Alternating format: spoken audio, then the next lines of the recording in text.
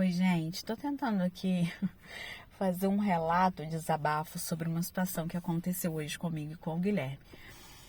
Mas tem acontecido tanta coisa interrompendo o vídeo, agora foi um telefone tocando e já tava quase finalizando, enfim. Ah, vamos lá. Desde que o Guilherme recebeu esse diagnóstico do transtorno do espectro autista, eu não passei por aquele período em que as pessoas chamam de luto, período de luto. Que geralmente é o período onde as famílias precisam, né, para aceitar o diagnóstico. Ou algumas famílias querem não, elas negam a condição, né, da criança, demora para ter essa aceitação. Isso não ocorreu comigo, até porque eu fui a pessoa que o tempo todo estava falando: tá errado, tá com atraso, isso não tá legal, então vamos observar, não sei o quê. E aí, em outro momento, eu posso até falar como que a gente chegou, né, ao diagnóstico dele, como que foi o passo a passo para que fosse mais ágil. Mas, assim, não foi surpresa que se fechasse o TEA. Eu já tinha fortes suspeitas e eu só não laudava porque eu não sou neuropediatra, mas eu tô na área há muito tempo, eu trabalho com crianças, eu trabalho na educação infantil. Desde 2012 que eu recebo alunos autistas dentro do espectro, TGD, enfim. E foi muito fácil, visível, claro para mim os comportamentos que meu filho estava apresentando. Então vamos lá. Então, e aí eu não vou dizer que peguei o laudo e que legal. Não tem nada de legal, gente. Ele pesa muito. Confirmar a suspeita de algo que não é legal, que não é bom, pesa muito. Mas eu não tinha tempo. Então o que eu pensava era: o meu filho está com atrasos no desenvolvimento. Eu não vou ficar aqui me lamentando. Vamos lá, o que eu tenho que fazer? É terapia do quê, doutor? Eu tenho que isso, aquilo, é aba, é fona, não sei o quê. Vamos correr atrás. Então vamos lá. E aí eu não passei por esses momentos, né? De luto, de tristeza e coisa e tal. Mas até o momento, duas situações que aconteceram pra gente, elas pesaram de uma forma diferente.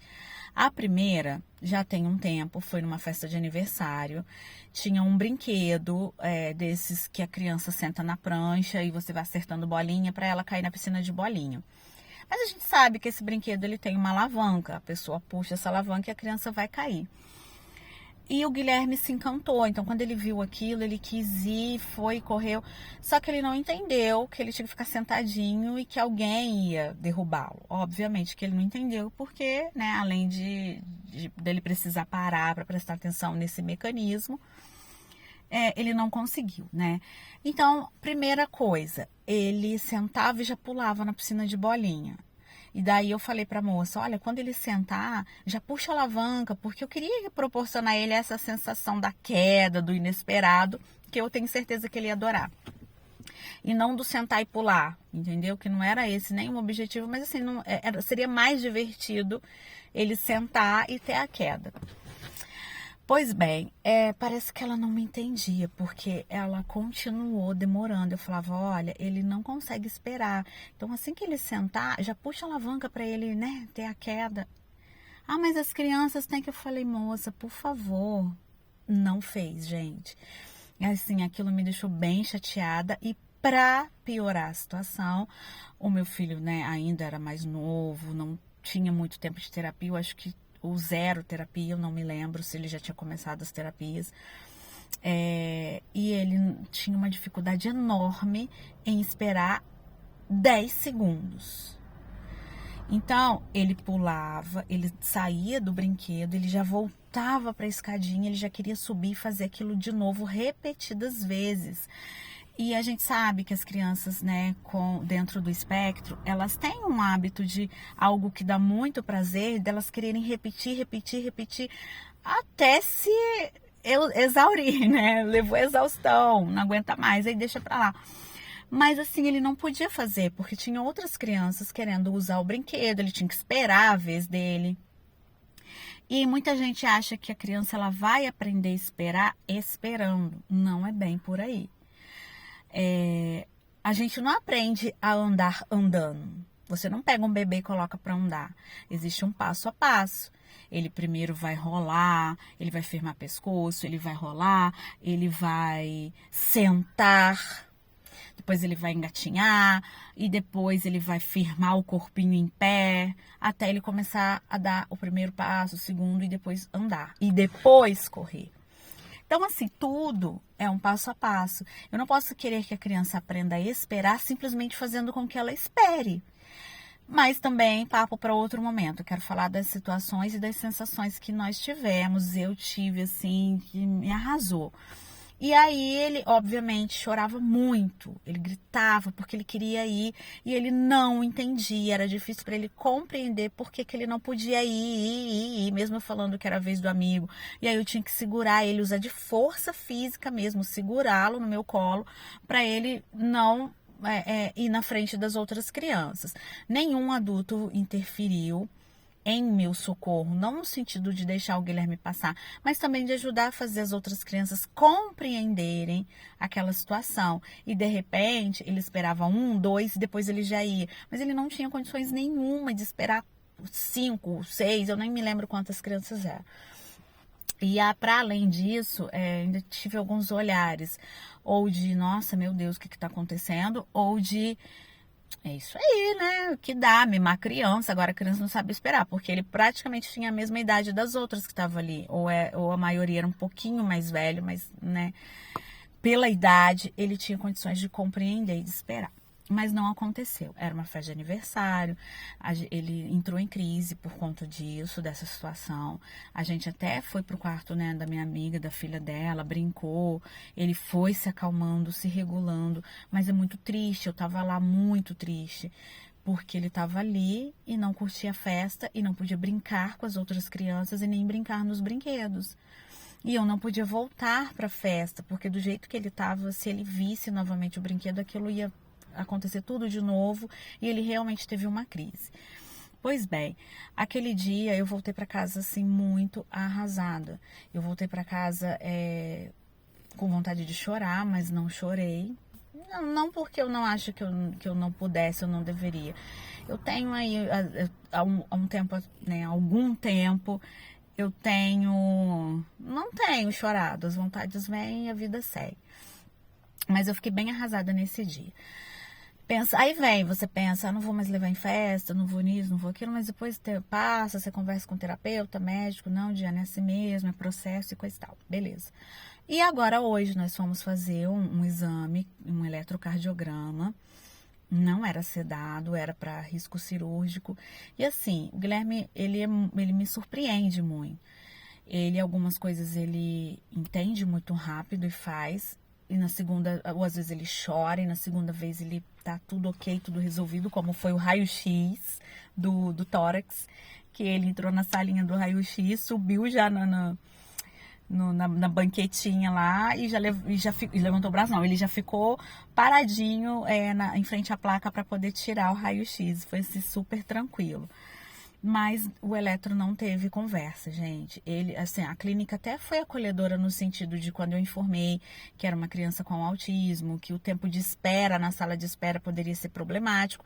Eu fui marcada para uma data onde ele seria o primeiro a ser atendido e isso realmente aconteceu pontualmente ali às 2 horas da tarde.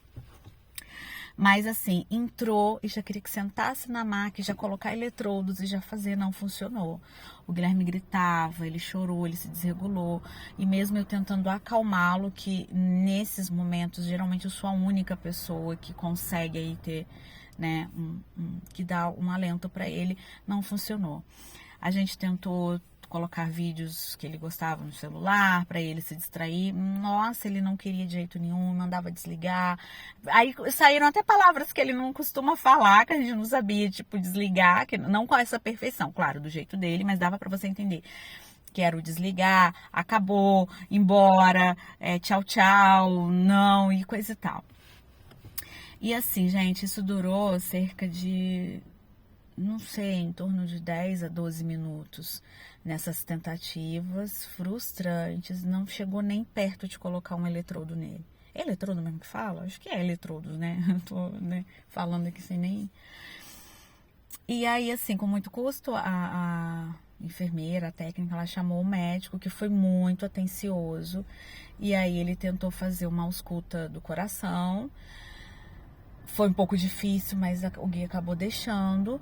E no final das contas ele foi bem atencioso mesmo, acolhedor, e ele fez um exame clínico, né, de observação, de ausculta, de anamnese ali das situações do Guilherme. E ele acabou autorizando, né, a cirurgia dessa forma. Mas assim, eu voltei para casa arrasadíssima, porque... Primeiro, porque eu queria também que ele fizesse o exame para já ficar um check-up. E segundo, porque eu penso o quanto o mundo não está preparado. Não está.